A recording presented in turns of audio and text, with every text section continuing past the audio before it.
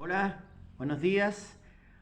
Hoy vamos a pensar un poco sobre el rol del Estado, especialmente porque frente a las elecciones que vamos a tener el 22 de octubre, en la cual vamos a elegir nada menos que el presidente de la República,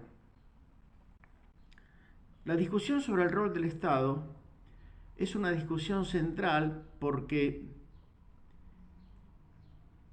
los candidatos que se presentan se pueden dividir en dos categorías. Y esas dos categorías se definen cuando nos enteramos de qué rol va a tener el Estado para cada una de esas opciones electorales que se nos presentan el 22 de octubre. Tenemos una opción neoliberal, Milei o Patricia Bullrich, da lo mismo, para las cuales el Estado es un poco el causante de todos los males de la sociedad. El gran cambio que ellos quieren hacer es prácticamente reducir el Estado a su mínima expresión, que para ellos prácticamente es nada más que administrar los recursos fundamentalmente para asegurar la permanencia del Estado y que se ocupe sobre todo de la seguridad. Todos los demás resortes de la sociedad, salud, educación, comercio exterior, etcétera, van a estar mejor gestionados si son los privados, lo que ellos llaman así el mercado, el que se ocupa de que eso funcione, porque digamos, el mito, que es en realidad una falacia, es que los privados son mucho más eficientes y sobre todo no son corruptos. Mira vos, no son corruptos los privados. Me gustaría que se lo pregunten a la gente que confió en Vicentín, por ejemplo, a ver si los privados son o no son corruptos. Me gustaría que le pregunten a la gente, a los pobres jubilados de los Estados Unidos que confiaron en Lehman Brothers, cómo les fue por confiar en privados. Pero además, ¿cómo nos fue a nosotros cuando Aerolíneas Argentinas cayó en manos privadas? ¿Qué pasó con los aviones? ¿Qué pasó con las propiedades que tenía Aerolíneas en todo el mundo? Hasta los simuladores vendieron. Nos quedamos sin aviones. Estuvo a punto de cerrar Aerolíneas Argentinas. ¿Cómo nos fue a los argentinos cuando YPF cayó en manos de Repsol? Nos fue pésimo. Dejaron de explorar. Vaciaron los pozos petrolíferos que estaban en explotación. Estuvieron a punto de mal vender vaca muerta. ¿Cómo nos fue con Correo Argentino cuando cayó en manos privadas? Cuando Macri se ocupó de gestionarla. No solamente aumentaron todas las tarifas, todo lo que costaba mandar una carta, sino que prácticamente vaciaron el Correo Argentino y no pagaron nunca el canon.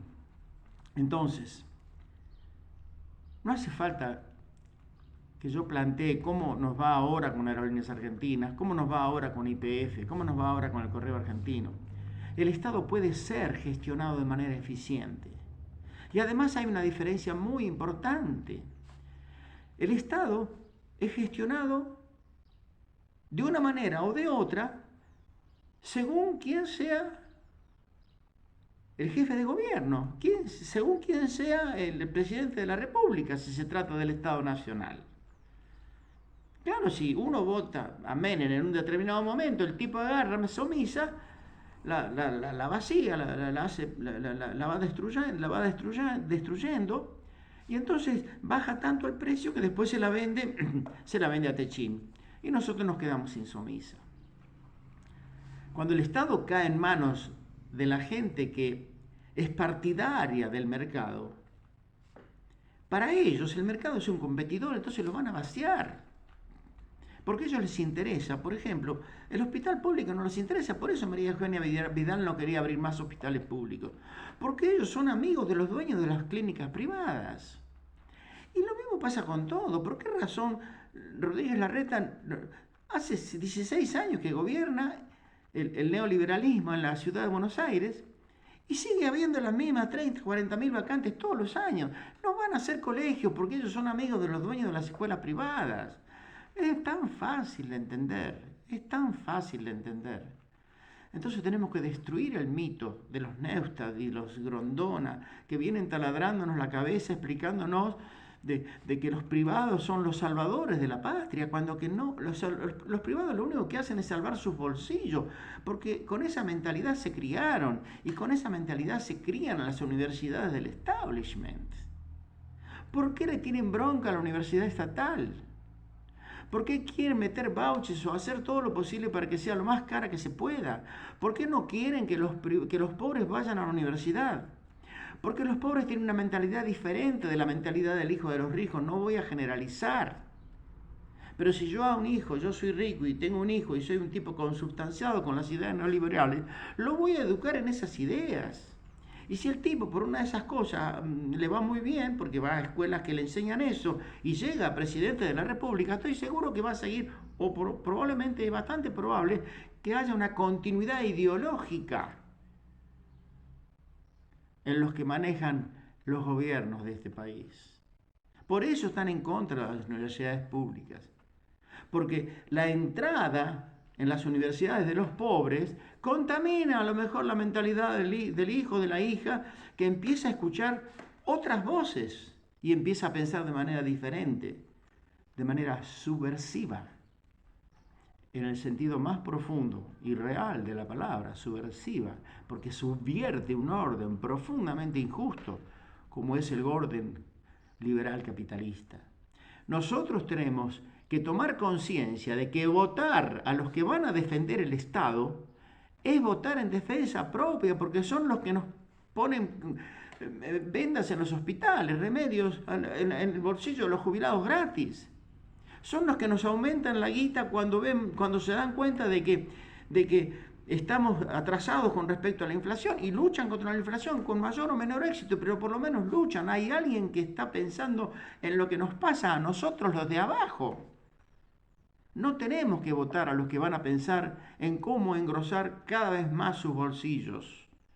Porque nunca la van a mandar, nunca van a poner esa guita al servicio de un capital productivo, porque es mucho más negocio el capital financiero.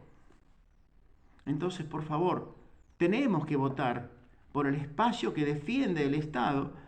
Y si no nos gusta cómo lo defiende, bueno, votamos de otra manera. Pero con nuestro voto no podemos cambiar qué es lo que pasa dentro de las empresas privadas.